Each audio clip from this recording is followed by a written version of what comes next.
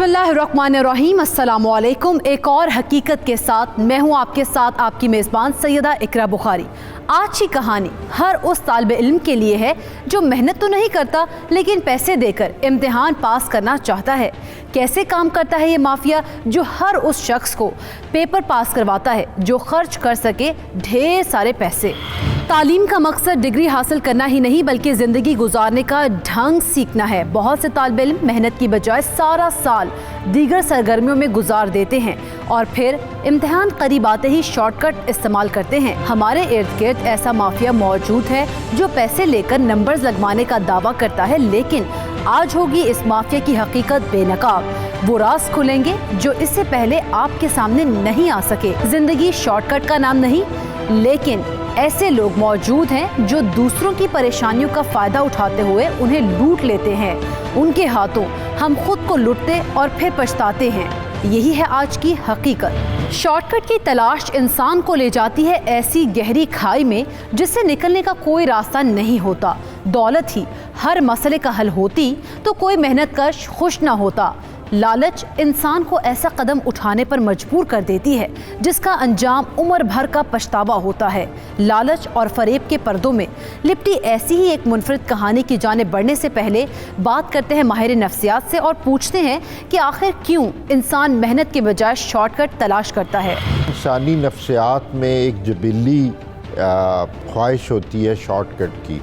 हम मेहनत से जी चुराते हुए बड़ी आसानी से कोई शॉर्टकट ढूंढने के चक्कर में लाइफ में बहुत सी मुश्किलों का शिकार हो जाते हैं।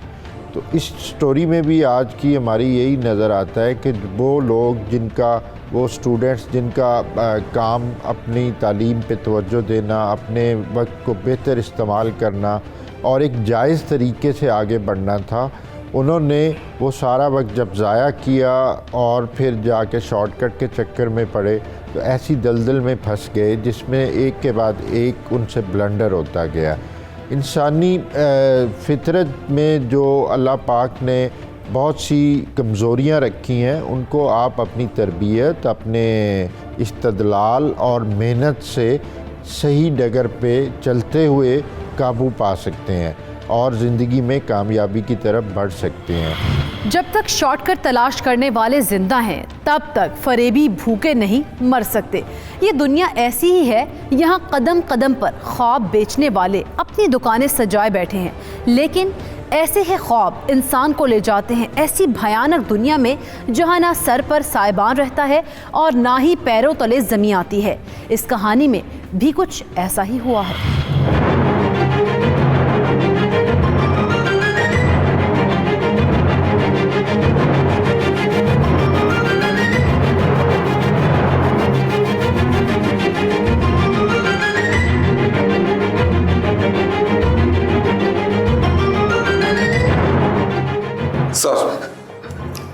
सर फौरन फ्रांसिक टीम को भिजवाइएगा। सर एक एम्बुलेंस भी भिजवाइएगा। जी सर, डेड बॉडी मुश्किल कर दी है। हाँ सर, वो हमने दफ्तर के मालिक को गिरफ्तार कर लिया है, मगर इब्तदाई तफ्तीश में वो कातिल नजर नहीं आ रहा। ठीक है sir. Okay sir. Right sir, मैं बाकी तफ्तीश थाने जाकर करता हूँ।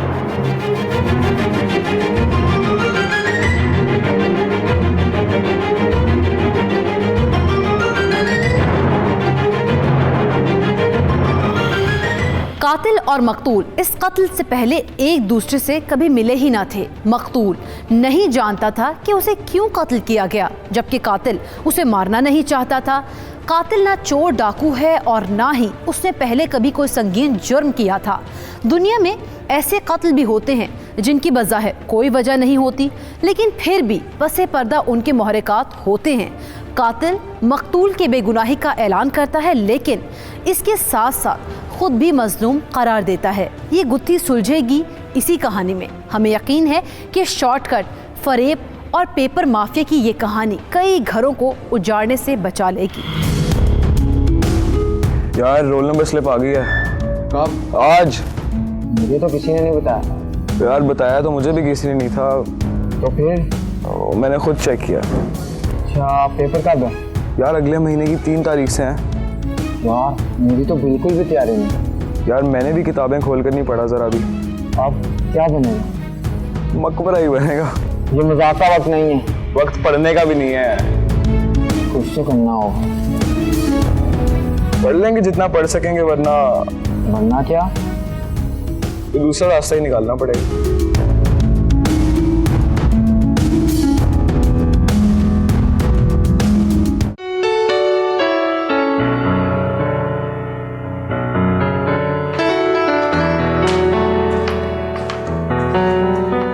हानिया बेटी, जी अम्मी। ये कपड़े उठाकर पेटी में रख दो। अम्मी इतने प्यारे कपड़े पेटी में रखने के लिए नहीं होते, तो इन्हें पहन लेती हूँ ना। खबरदार इनकी तरफ देखा तो। फिर आउट ऑफ फैशन हो जाएंगे। बेटी ये तुम्हारे जहेज के लिए है, अम्मी तब पता नहीं क्या फैशन हो। तब भी यही फैशन होगा। अमार आ रहा है पाकिस्तान और 5-6 माह के बाद मेरी बच्ची की शादी होने वाली है। अम्मी अब क्या है? एक सूट तो भी पहनने दे। मैंने कहा ना अभी नहीं। मैं ठीक कहती हूँ, इतनी सख्त माँ सिर्फ मेरी ही है। और मैं भी सही कहती हूँ कि इतनी लापरवाह बेटी मेरी ही हो सकती है। जा रख करा।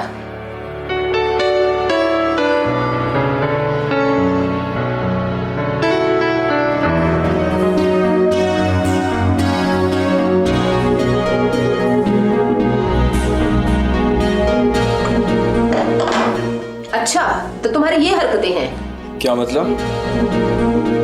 मुझे लगा मेरा बेटा पढ़ रहा होगा, पर तुम्हें मोबाइल से फुर्सत मिले तो। अम्मी मैं पढ़ ही रहा था, अभी अभी किताबें रखी हैं। और मेरे बच्चे ये किताबें तो पहले भी यहीं पढ़ी थी। अच्छा ना अम्मी जान, पढ़ लेता हूँ। कब पढ़ोगे? पेपर सर पर है, कुछ तो ख्याल रख। अम्मी मेरी तैयारी है, आप बेफिक्र हैं। मैं ये सोचकर चाय बनाकर लाई थी कि मेरा बेटा पढ़ पढ़ के थक गया होगा। मेरी प्यारी अम्मी जान, मैं चाय पी लूं? तेरे अच्छे नंबरों से मेरी उम्मीदें वाबस्ता है।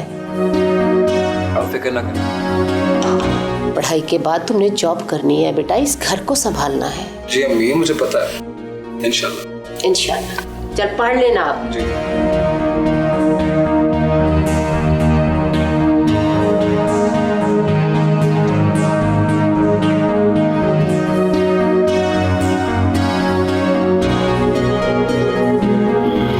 हमारा सारा साल ध्यान ही खेल कूद पर लगा रहता था। कभी क्रिकेट खेल ली, कभी वीडियो गेम्स में चले गए। वैसे हमारा कोई दोस्त जराइम पेशा नहीं था, हम में से कोई भी सिगरेट तक नहीं पीता था। लेकिन जैसे अक्सर लड़के पढ़ाई पर तवज्जो नहीं देते, वैसा ही हमारा हाल था। बाकी तालिब इल्मों की तरह मेरा भी यही ख्याल था कि अभी इम्तिहान में काफ़ी दिन है, जब वक्त आएगा तो पढ़ लूँगा। फिर जब वक्त आ गया तो भी यही सोचता रहा कि बस कल से पेपर की तैयारी शुरू करूँगा। लेकिन ये कल कभी नहीं आया, और जब होश आया तो पढ़ने का वक्त ही नहीं बचा था। यार मुझे तो बड़ी परेशानी हो रही है। अब क्या हुआ? यार इस दफ़ा पास ना हुआ, अम्मी ने तो घर से ही निकाल देना। मेरे भी कुछ यही हालात। तो क्या करें? मेरा एक दोस्त है, वो एक ऐसे बंदे को जानता है जिसके अंदर उन लोगों के साथ सेटिंग है। क्या मतलब? मतलब उनको पैसे दो तो बस वो नंबर लगा देते। चाहे पेपर जैसा मर्जी हो, चाहे खाली हो, ये सब आपस में मिले होते हैं। तो यार अगर फंस गए फिर? सवाल ही पैदा नहीं होता यार। और अगर फ्रॉड हो गया? मेरे कज़न के 5 दोस्त इसी तरह पास हुए थे। चलो तो हम इस बंदे का पता करो, बात करके देख लेते हैं। नंबर मैं तुम्हें ले दूंगा, लेकिन बात तुम नहीं करनी।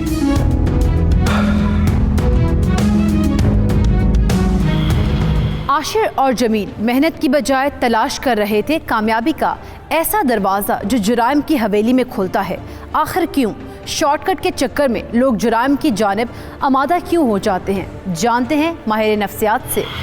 देखा गया है कि हमारा आज का ये दौर एक इखलाकी पस्ती का शिकार है, और हमें इखलाकियात की एमरजेंसी का नफाज करने की ज़रूरत है। तमाम बाकी इस्लाहात तो बहुत दूर की बात है। जिस कौम का इखलाकी दिवालिया हो चुका हो, उसमें तमाम शोबों में, खा वो पढ़ाई हो, बिजनेस हो, मुलाजमत हो, आपको यही अफराद नज़र आते हैं जिनके लिए कोई कोड ऑफ एथिक्स नहीं होता, ना कोई अखलाकियात होती हैं, ना वो किसी रूल को फॉलो करते हैं। उनको बस अपनी गरज से मतलब होता है। उसके लिए वो ऐसे जराइम पेशा अफराद के हत्थे भी चढ़ जाते हैं जो उनको उस लालच को यूज़ करते हुए उस ख्वाहिशात के ढेर को पूरा करने का वादा करते हैं और उनको फंसा लेते हैं।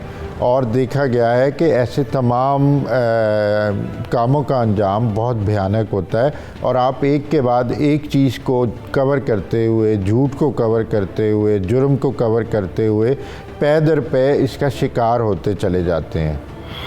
जमील और आशिर को लगता है कि वो माफिया की मदद से इम्तिहान पास कर लेंगे, लेकिन उन्होंने सोचा ही ना था कि वो किस तरह एक ऐसे खौफनाक चक्कर में उलझते जाएंगे जिसका अंजाम सबको चौंका देगा। ये कहानी अभी शुरू हुई है, अभी कई राज फाश होंगे, लेकिन इससे पहले लेंगे एक छोटा सा ब्रेक।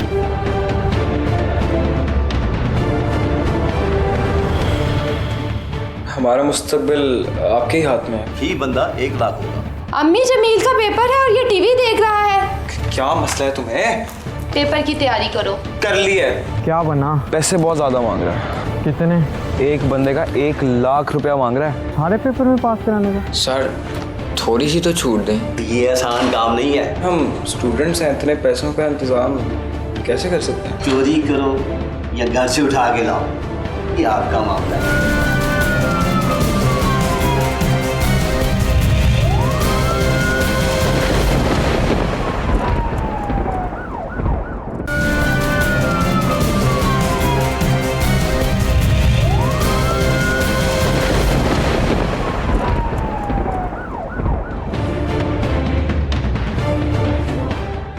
Welcome back. नाज़रीन, कामयाबी का लालच इंसान की आंखों पर पट्टी बांध देता है। ज़हीन लोग भी मामूली लालच में आकर ठगों के हाथ चढ़ जाते हैं। क्या वाकई एजुकेशन सेक्टर में मौजूद है ऐसा माफिया जो चंद रुपए लेकर इम्तिहान में पास करवाता है? आइए मिलते हैं ऐसे ही एक शख्स से जो कर रहा था कुछ ऐसा ही दावा। ये काम इतना आसान नहीं है, अब तो सख्ती भी हो चुकी है। हमारा मुस्तकबिल आपके ही हाथ में है। जहां ज़ेब के कहने पर मैं तुमसे इस टॉपिक पे बात कर रहा हूँ। जहाँ ज़ेब भाई कह रहे थे आप हमारी मदद करेंगे। मैं यहाँ एजुकेशन कंसल्टेंट के तौर पे काम कर रहा हूँ और ये सारा चक्कर अंदर का है, ये तुम नहीं जानते। जी मुझे थोड़ा अंदाज़ा है। और मेरी बात सुनो, ये जो मेरे और तुम्हारे दरमियान बात हो रही ना, ये राहदारी की बात है, समझे? इसको राज में रहना चाहिए। आप बेफिक्र हैं, बेफिक्र हैं। अच्छा ये बताओ, कितने लोग हैं जिनके नंबर लगवाने हैं? मुझ समेत 4 और लोग हैं। बंदे अपने हैं ना? जी जी, मेरे अपने दोस्त हैं। तो ठीक है, फी बंदा 1 लाख। और देखो, इम्तिहान में पास करवाने की जिम्मेदारी हमारी। 1 लाख? कुछ कमी नहीं हो सकती?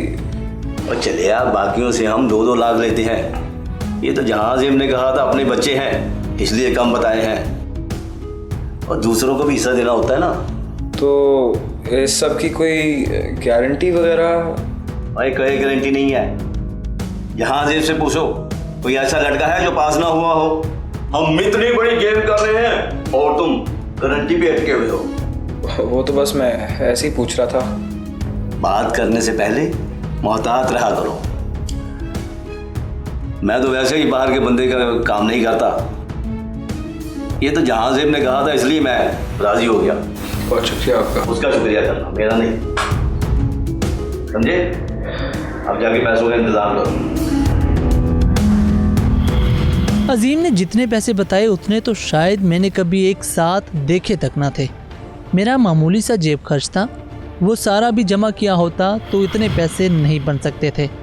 लेकिन मसला ये था कि सारी जेब खर्च भी दोस्तों के साथ समोसे खाकर और गेम्स खेलकर उड़ा दिया करता था।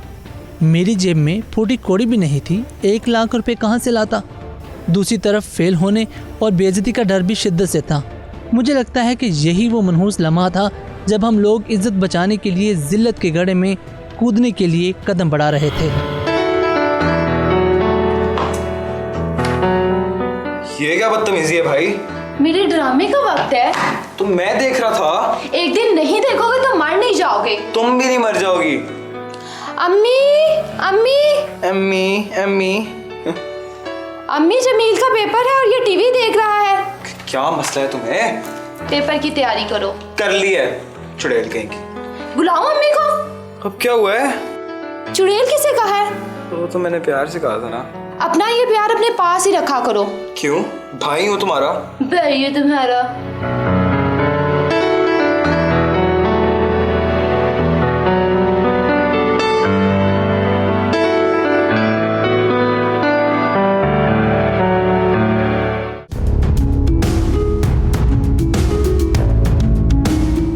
क्या बना? गया था? यार गया तो मैं था। फिर? मुश्किल लग रहा है मुझे। मुश्किल क्यों? वो माना नहीं? यार मान तो वो गया है लेकिन पैसे बहुत ज़्यादा मांग रहा है। कितने? एक बंदे का 1,00,000 रुपया मांग रहा है। 1,00,000? हाँ जी। सारे पेपर में पास कराने का? हाँ। ये तो बहुत ज़्यादा है यार। मुझे तो कुछ नहीं समझ आ रहा यार। हमारे पास कोई चांस भी तो नहीं। 1,00,000 रुपया भी तो नहीं। कुछ ना कुछ तो करना ही होगा ना।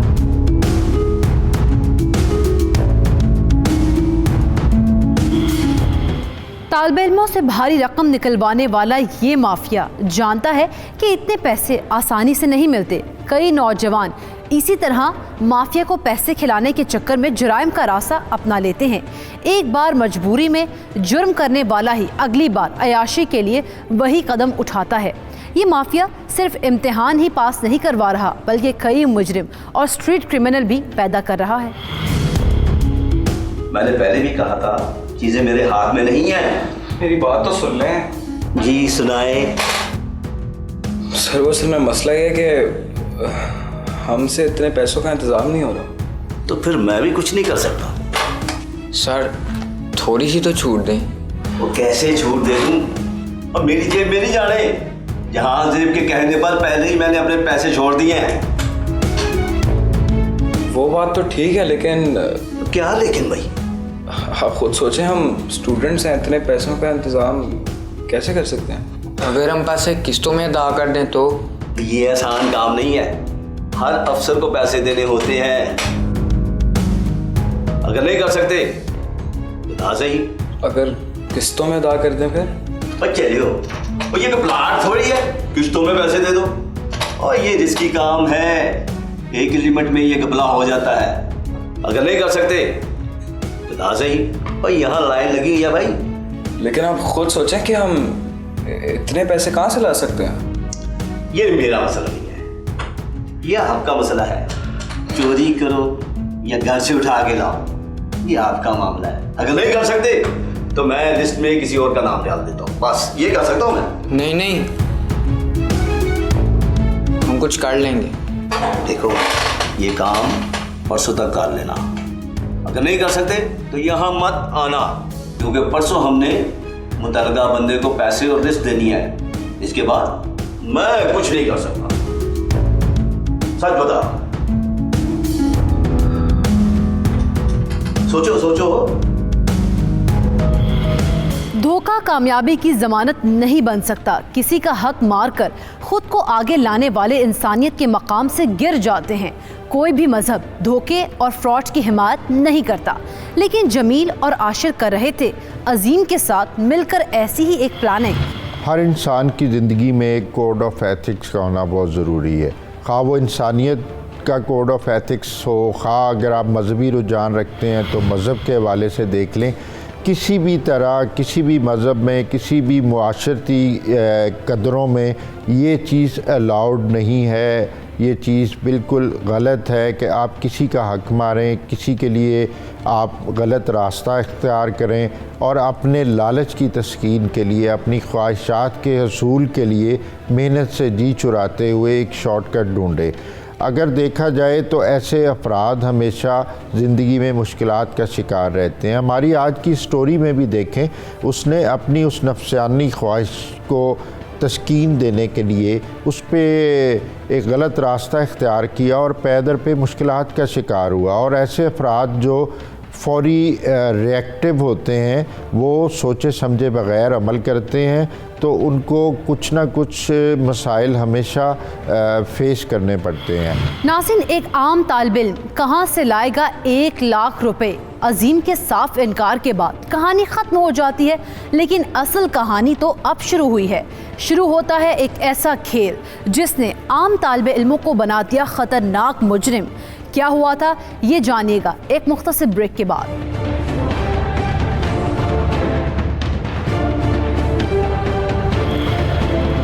अगर हमने सारा साल पढ़ा होता ना तो आज ये हाल ना होता। अब तो वक्त भी नहीं है पढ़ने का। अम्मी, इतने सारे पैसे कहाँ से आए? अरे मेरी बच्ची, ये कमेटियाँ मैंने तुम्हारी शादी के लिए डाली थी। तुम वो मैं तुम्हें अम्मी ढूंढ रही है कब से? ये बात किसी और को पता नहीं चलनी चाहिए। इस बार पेपर भी कुछ खास नहीं हुआ। अब मेरी फिक्र है कि मैं तुम्हें कैसे पास करवाता हूँ। मैंने वैसे पता करवाया था, इसने पहले भी बच्चे पास करवाए हैं।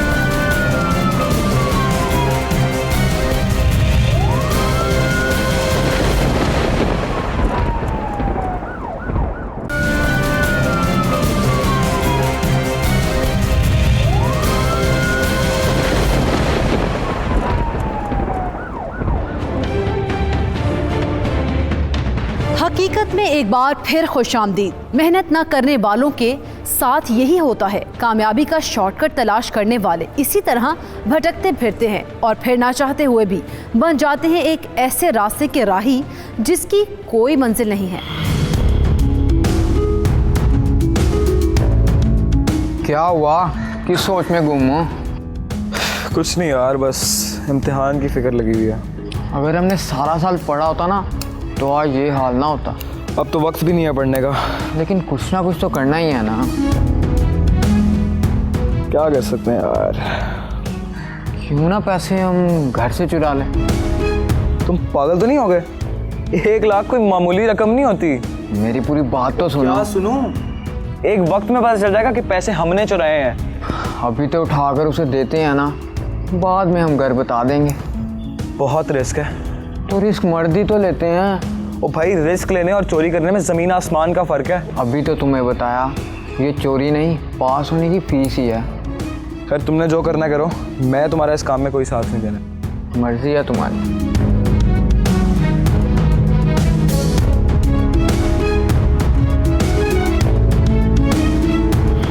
मैं जुर्म नहीं करना चाहता था, इसलिए आशुर को भी साफ साफ बता दिया था कि पेपर में नंबर लगवाने के लिए भी चोरी नहीं करूँगा।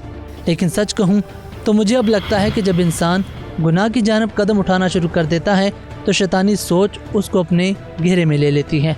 आम जिंदगी में जो बातें और काम हमारे लिए मामूल का हिस्सा होते हैं, वहीं अब मुजरमाना सोच के साथ नजर आने लगते हैं। मैं भी ऐसी ही शैतानी सोच का असीर हो चुका था और मुझे अपनों की पहचान तक ना रही थी। मैं इतना बेहस हो गया कि ना ही मैंने अपनी माँ के बारे में सोचा और ना ही बड़ी बहन की शादी का ख्याल आया। शायद मैं इंसान से हैवान बन गया था। अम्मी, इतने सारे पैसे कहाँ से आए? अरे कमेटी निकली है और कहाँ से आए हैं? अम्मी, आपकी दूसरी कमेटी है ना? एक पिछले महीने भी निकली थी। हाँ, ये दूसरी कमेटी है। ये मैंने तुम्हारी शादी के लिए कमेटी डाली थी। अम्मी, आप फिर हमें कहाँ लेके जाएंगी? अरे मेरा जो कुछ भी है मेरे दोनों बच्चों का ही तो है। बस खैर खैरियत से तेरी शादी हो जाए, बस यही चाहती हूँ। आप मेरी शादी करके ही सुख का सांस लेंगी। बेटियों की शादी के बड़े अरमान होते हैं। अगर तेरे पापा होते तो फिर मुझे इतनी फिक्र करने की जरूरत नहीं थी। अम्मी, हमारे बाबा होते तो हमें किसी भी चीज़ की फिक्र ना होती।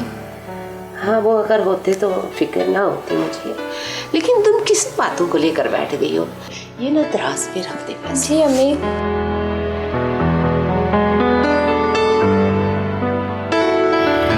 जमील एक जुर्म के लिए दूसरा जुर्म करने को तैयार ना था, लेकिन कोई और रास्ता नजर नहीं आ रहा था। अपनी कोताहियों को छुपाने के लिए वो ऐसा नाग बन गया जो अपने ही घर वालों को डसने लगा था। जुर्म का एक ना रुकने वाला सफर शुरू होने वाला है।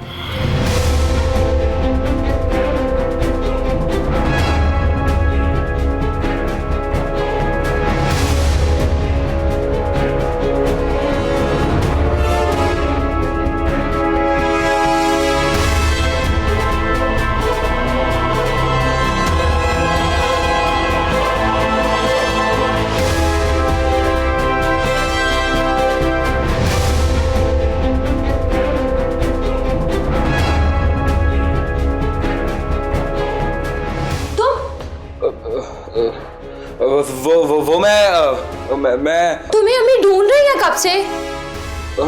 मैं तुम्हें ढूंढ रहा था, तुम्हें ढूंढ रहा था। मुझे? वो एक कप चाय तो बना दो। कोई चाय वाय नहीं, पहले जाके अम्मी की बात सुनो, उन्हें कुछ मंगवाना है तुमसे। हाँ मैं ला देता हूँ, मुझे एक कप चाय तो बना दो। चलो पहले उनसे मिलो जाकर, फिर मैं बनाती हूँ।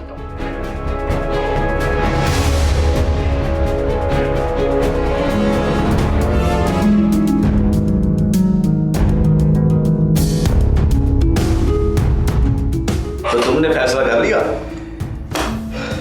और कोई चारा ही नहीं था। शाबाश, कामयाब लोग बर वक्त ठीक फैसला करते हैं। कितने लोग हैं?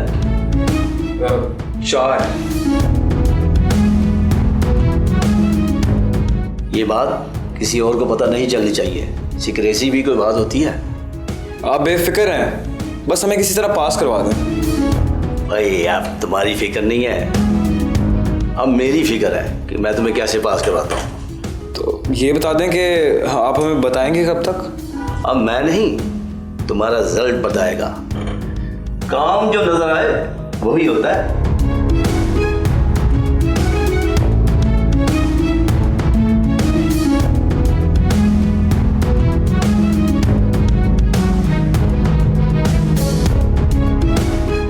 यार मुझे तो बहुत फिक्र हो रही है यार। फिक्र तो मुझे भी बहुत हो रही है। इस बार पेपर भी कुछ खास नहीं हुआ।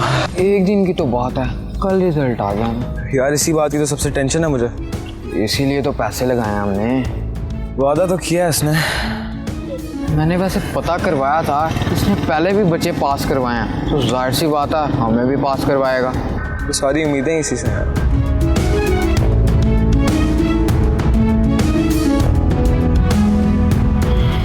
इम्तिहान का नतीजा आने वाला हो तो अक्सर लोगों को घबराहट होने लगती है, लेकिन यहाँ तो बाकायदा रकम खर्च करके नंबर्स लगवाए जा रहे थे। इसके बावजूद था एक खटका दोनों दोस्तों के दिल में जो उनका चैन छीन चुका था। आखिर क्यों? पक्का काम करने के बावजूद हर मुजरिम को नाकामी का खौफ रहता है। जानते हैं मारूफ माहिर नफ्सियात से। इंसानी कॉन्फिडेंस अपनी सलाहियतों को इस्तेमाल करते हुए ज़माने में जो अचीवमेंट्स होती हैं उन पे मबनी होता है।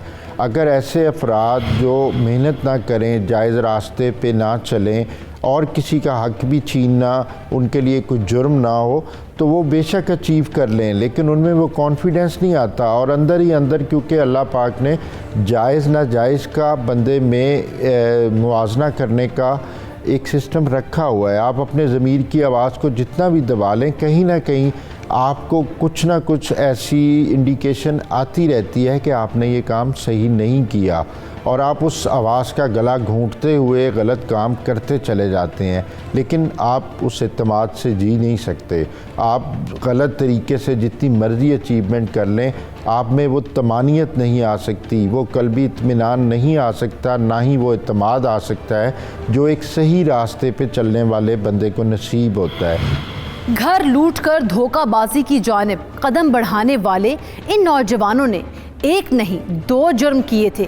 अब इन्हें था अपने इम्तिहान के नतीजे का इंतज़ार। इम्तिहान में घपले करने वाले माफिया ने खेला कौन सा खेल, ये राज अब राज नहीं रहेगा। इस कहानी की हकीकत खुलेगी, लेकिन एक ब्रेक के बाद।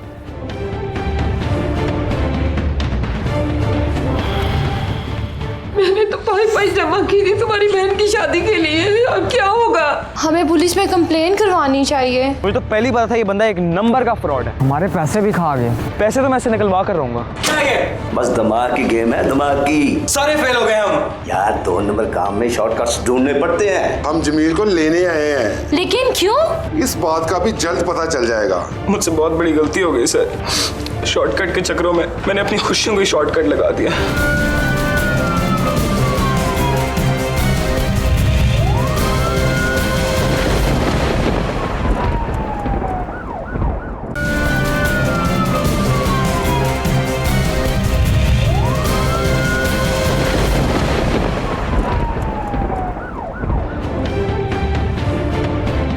Welcome back. नाज़रीन, कहानी अपने असल मोड़ में दाखिल हो चुकी है। एक के बाद एक राज खुलने लगा है। जमील और आशिर को अपने पास होने का यकीन है, लेकिन उन्हें मालूम ही नहीं कि तकदीर कैसा खेल खेलने वाली है।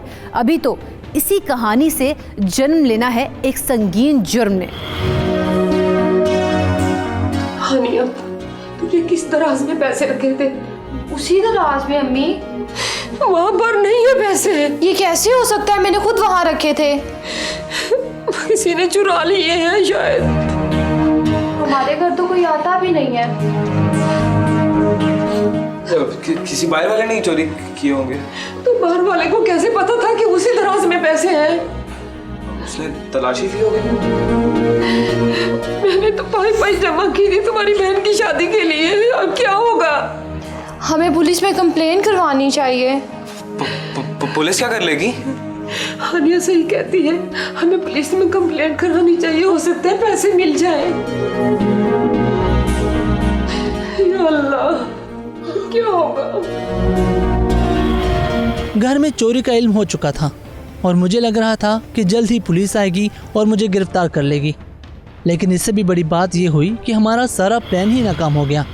मैंने इज्जत बचाने के लिए अपनी ही इज्जत पर तार तार करते हुए अपनी बहन के जहेज के लिए पैसे रखे चुराए।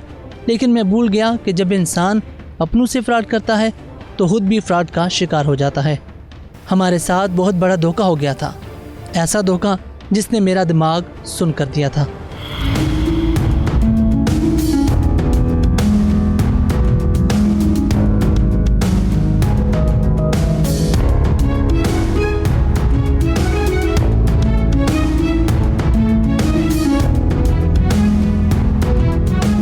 आशिर, मैं 4 में फेल हूँ और मैं सभी में फेल हूँ। मुझे तो पहले ही पता था ये बंदा एक नंबर का फ्रॉड है। लेकिन जहाँ जेब ने तो कहा और था भाड़ में गया जहाँ से। हमारे पैसे भी खा गए। पैसे तो मैं से निकलवा कर रहूँगा। छोड़ूंगा तो मैं भी नहीं से। आप ही के जहेज के पैसे चुराए थे मैंने, वो तो कभी नहीं माफ़ करने वाली मुझे। मैंने भी अशरफ से उधार लिए थे, पता नहीं कैसे वापस करूँगा। पूछता हूँ जाके इस कमीने को मैं। अच्छा, मैं भी तुम्हारे साथ चलता हूँ। बात मेरी हुई है, हिसाब भी मैं ही बराबर करूँगा।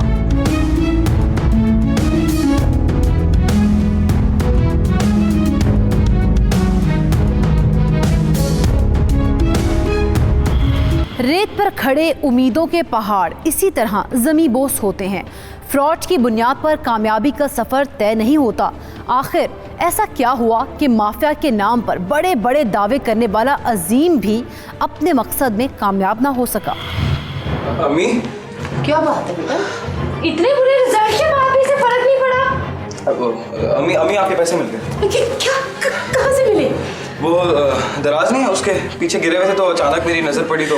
शुक्र अल्लाह, पैसे मिल गए। अल्लाह का शुक्र है। आपको आपके पैसे मिल गए। मिल तो हमें भी बहुत कुछ गया है। इंस्पेक्टर साहब, हमारे पैसे हमें मिल गए। अब हमारा केस वापस कर दे। और बीबी, केस तो अभी शुरू हुआ है। हम जमील को लेने आए हैं। लेकिन क्यों? इस बात का भी जल्द पता चल जाएगा। मेरे बेटे ने क्या किया है?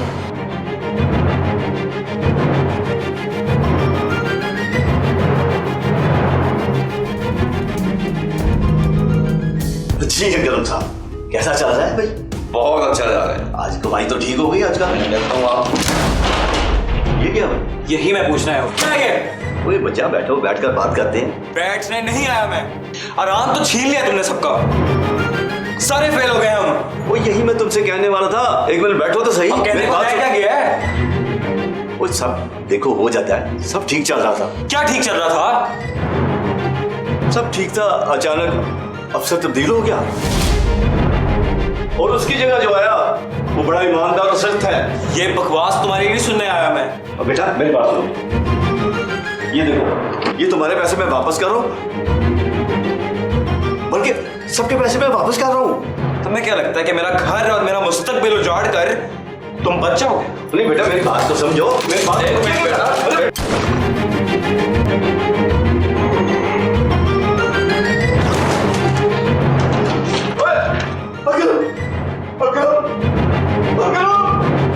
ये क्या हो गया मेरे दोस्त को?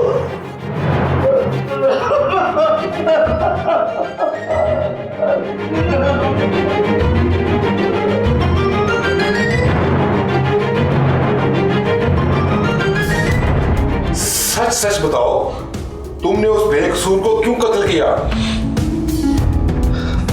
मैंने उससे मारना नहीं था, मैं तो उसको जानता भी नहीं था।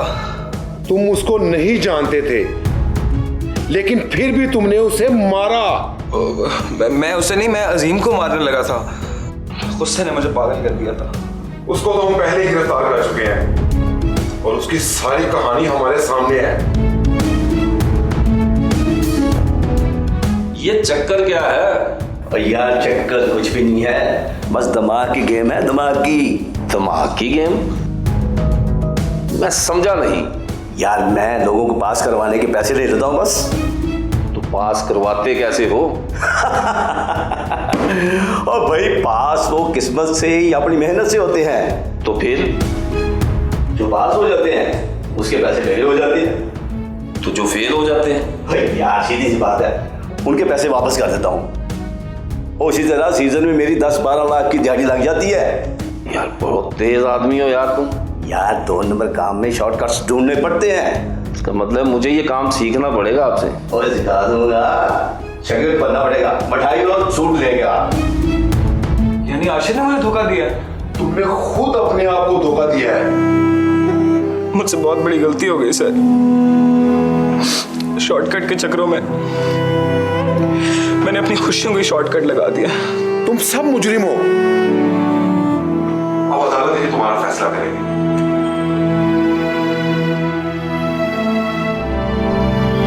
तालीम बेसिकली एक ऐसा टूल है जो इंसान को पॉलिश करता है, इंसान को किरदार साजी में मदद देता है।